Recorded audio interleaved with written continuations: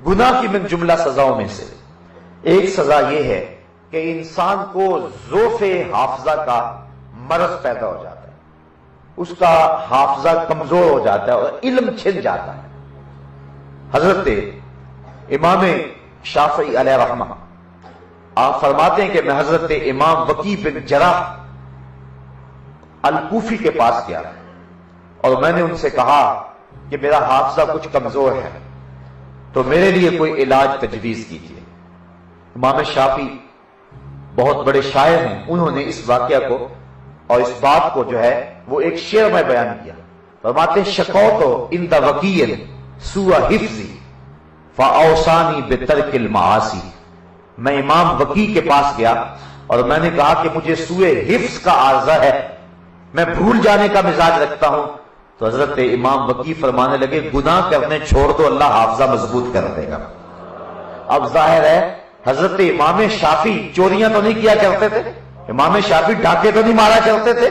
لیکن پھر بھی ان لوگوں سے خلاف اولا کوئی کام سرزد ہو جائے تو اس پر بھی ان کو پکڑ ہو جاتی۔ اس لیے حضرت امام وکیع نے امام شافعی سے کہا فاوصانی بترک المعاصی، کہتے مجھے حضرت وکیع نے وصیت کی کہ گناہ چھوڑ دو، اللہ تمہارے حافظے کو مضبوط کر دے گا۔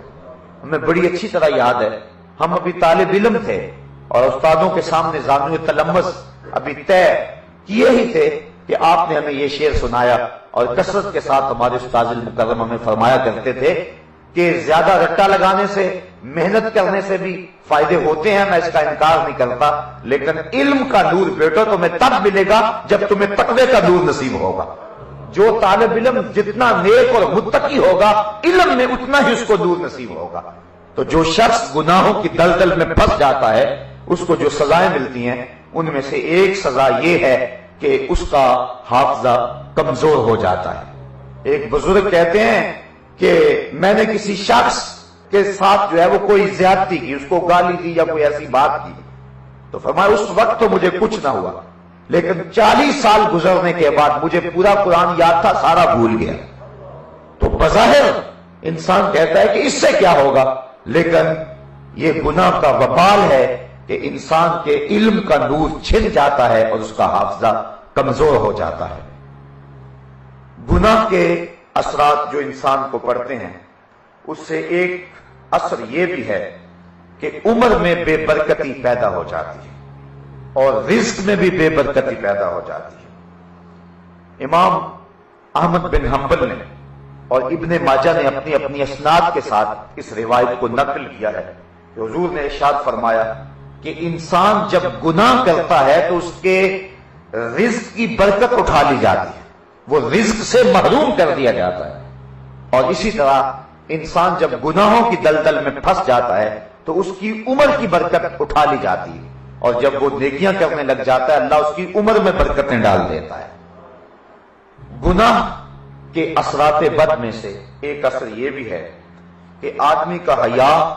اور آدمی کی غیرت ختم ہو جاتی ہے، اور یہ بہت قیمتی اثاثہ ہے کسی شخص کا۔ میں نے کل بھی روایت آپ کے سامنے رکھی تھی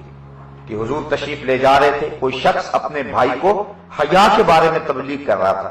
حضور نے دیکھ کر کے فرمایا داہو فإن الحیاء من الایمان، فرمایا چھوڑ دے اسے،